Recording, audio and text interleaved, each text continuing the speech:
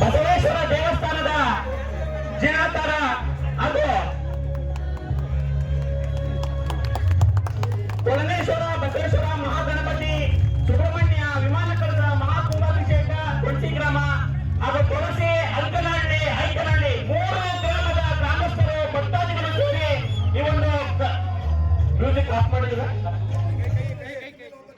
3 ಗ್ರಾಮಸ್ಥರು ಸೇರಿ ಈ ಒಂದು ಕಾರ್ಯಕ್ರಮವನ್ನ ದೇವಸ್ಥಾನವನ್ನ ಪೂರ್ವಜರು ನಡೆಸಿಕೊಂಡು ಬಂದಿರುವಂತಹ ದೇವಸ್ಥಾನವನ್ನ ಸುಲಲಿತವಾಗಿ ಉದ್ಘಾಟನೆಯನ್ನ 2 ದಿನ ಈಗಾಗಲೇ 2ನೇ ದಿನಕ್ಕೆ ಕಾಲಿಟ್ಟಿದೆ. ಎಲ್ಲ ಗ್ರಾಮಸ್ಥರು ಉಡುಪಿನಿಂದ ಸುಬ್ರಹ್ಮಣ್ಯ ವಿನಾಯಕ ಕಳಸ ಮಹಾ ಕುಂಭಾಭಿಷೇಕ ಬಹಳ ವಿಜೃಂಭಣೆಯಿಂದ ಕಳೆದ ನಿನ್ನೆಯಿಂದ 3 ದಿವಸದ ಈ ಕಾರ್ಯಕ್ರಮವನ್ನು ಹಮ್ಮಿಕೊಂಡಿದ್ದೀರ. ಬಹಳ ಗ್ರಾಮದ ಅಭಿಮಾನ, ಒಗ್ಗಟ್ಟು, ನಿಮ್ಮೆಲ್ಲರ ಶ್ರದ್ಧೆ, ದೇವರ ಮೇಲೆ ಇರ್ತಕ್ಕಂಥ ಭಕ್ತಿ ನೋಡಿ ನನಗೆ ಭಾಳ ಸಂತೋಷ ಆಯಿತು. ಅದರಲ್ಲೂ ಯುವಕರು ನನಗೆ ಬರಲೇಬೇಕು ಅಂತೇಳಿ ಹೇಳಿದರು. ನನಗೆ ಈಗ 1 ವಾರ ಆಗಿದೆ ಕಣ್ಣು ಆಪರೇಷನ್ ಆಗಿ. 15 ದಿವಸ ಕಡಿಮೆ ಅಂದ್ರೂ ಬಿಸಿಲಿಗೆ ಮತ್ತು ಧೂಳಿಗೆ ಹೋಗಬಾರ್ದು ಅಂತ ಹೇಳಿದರು. ಸೊ ಆದರೂ ಬಂದೇ ಬಟ್ ನೀವೇನು ಕಡಿಮೆ ಇಲ್ಲ. ಎಷ್ಟು ಹೇಳಿದ್ರು ಹೂವು ಅಲ್ಲೇ ಇರ್ತೀರಾ, ಬಟ್ ಹಾಕಿ ಎಲ್ಲಿ ಹೊಡಿತೀರಾ. ಸುರೇಶನ್ಗೆ ಬೈದು ಸಾಕಾಯಿತು, ಅವನು ನಿಮಗೆ ರಿಕ್ವೆಸ್ಟ್ ಮಾಡ್ಕೊಂಡು ಸಾಕಾಯಿತು. ಏನು ಮಾಡಿದ್ರು ನೀವು ಖುಷಿ ಇರೋದನ್ನು ಬಿಡೋಲ್ಲ. ಸೊ ಹಾಗಾಗಿ ಭಾಳ ಒಳ್ಳೆಯ ಕೆಲಸವನ್ನು ಮಾಡಿದ್ದೀರ. ಬಟ್ ಒಂದು, ನಾವೆಲ್ಲರೂ ದೇವರ ಪೂಜೆ ಮಾಡ್ತೀವಿ, ಹಳ್ಳಿಲಿ ಗಾದೆ ಹೇಳ್ದಂಗೆ ಆಗಬಾರ್ದು.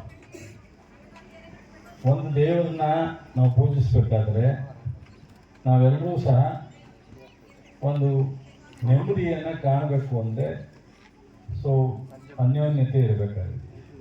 ನಿಮ್ಗೆ ಎಷ್ಟೇ ಐಶ್ವರ್ಯ ಇದ್ರೂ ಅಧಿಕಾರ ಇದ್ರೂ ಒಂದು ಸಮಾಧಾನ ನೆಮ್ಮದಿ ಇಲ್ಲದೆ ಇದ್ದರೆ ನೀವು ಮಲ್ಕೊಂಡ ನಿದ್ದೆ ಬರಲ್ಲ,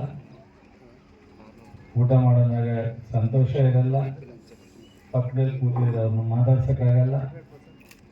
ಈ ಥರದ ಬದುಕೋರು ಒಂದೇ ಬದುಕದೇ ಇದ್ರು. ಮನುಷ್ಯನಿಗಲ್ಲದೆ ಮರಕ್ಕೆ ಬರುತ್ತಾ ಅಂತಾರೆ.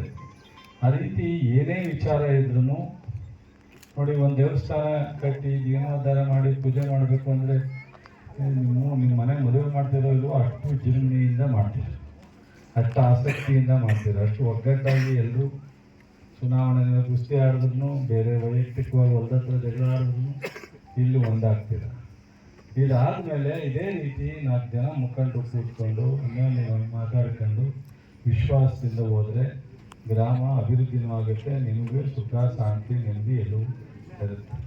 ಅದರಿಂದ ದೇವರನ್ನು ನೀವು ಎಷ್ಟು ಭಕ್ತಿಯಿಂದ ಕಟ್ಟಿ ಪೂಜೆ ಮಾಡಬೇಕು ಅಂತೇಳಿ ನೀವು ಪ್ರಯತ್ನ ಮಾಡ್ತೀರೋ ಅಷ್ಟೇ ಗ್ರಾಮದಲ್ಲಿ ಇದು ಅನ್ಯೋನ್ಯತೆಯನ್ನು ಕಾಪಾಡ್ಕೊಂಡು ಹೋಗಬೇಕು. ನಿಮ್ಮೆಲ್ಲರಿಗೂ ಒಳ್ಳೆಯದಾಗಲಿ. ನಮ್ಮ ಸರ್ಕಾರ ನಿಮಗೆ ಗೊತ್ತಿದೆ. ಬಹುಶಃ ಈ ಗ್ರಾಮದಲ್ಲಿ ಎಷ್ಟು ಮನೆ ಇದೆ?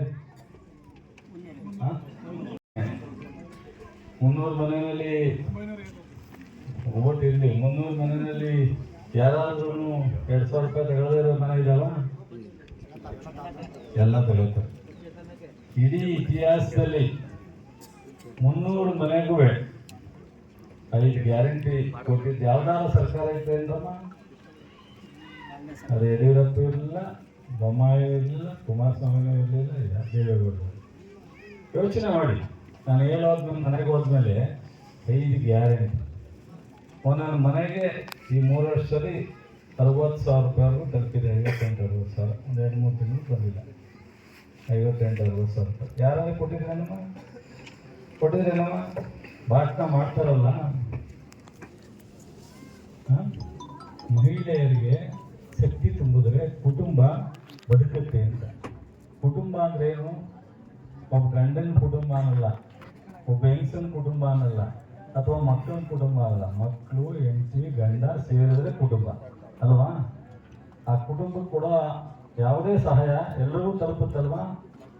ನಿನಗೆ ಬಸ್ ಚಾರ್ಜ್ ಇಲ್ಲ ಅಂದರೆ ಆ ಕುಟುಂಬ ದುಡ್ಡಲ್ಲೇ ಬಸ್ ಚಾರ್ಜ್ ತೊಗೊಂಡು ಹೋಗ್ಬೇಕಾಗಿತ್ತಲ್ಲ ನೀನು.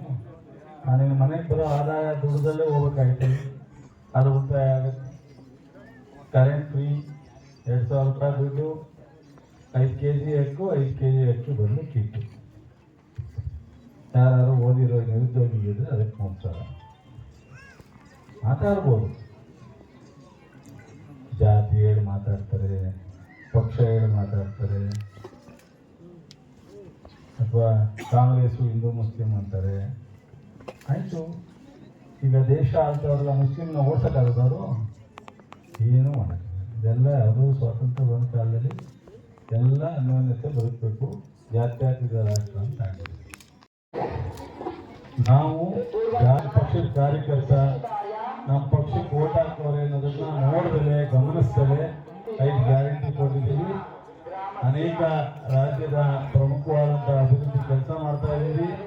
ನೀವೆಲ್ಲರೂ ಅದನ್ನು ಅರ್ಥ ಮಾಡ್ಕೊಂಡು ಮುಂದಿನ ದಿನಗಳಲ್ಲಿ ನಿಮ್ಮ ನಿರ್ಧಾರಗಳು ಇದನ್ನು ಮಾಡಬೇಕು ಅಂತ ಹೇಳಿದ್ರೆ ಇವತ್ತಿನ ಈ ದೇವಸ್ಥಾನ ಉದ್ಘಾಟನೆ ಭಾಳ ನೀವೆಲ್ಲರೂ ಶಾಸ್ತ್ರೋಕ್ತವಾಗಿ ಸಂಸ್ಕಾರಿತವಾಗಿ ಭಾಳ ಚೆನ್ನಾಗಿ ನಡೆಸ್ಕೊತಾ ಇದ್ದೀರಾ. ಸೊ ನಿಮ್ಮೆಲ್ಲರಿಗೂ ಸಹ ನಾನು ಬರಲಿಕ್ಕೆ ಸಾಧ್ಯ ಇಲ್ಲದೆ ಇದ್ರೂ ಬಂದಿದ್ದೀನಿ. ನಿಮ್ಮೆಲ್ಲರಿಗೂ ಧನ್ಯವಾದಗಳು.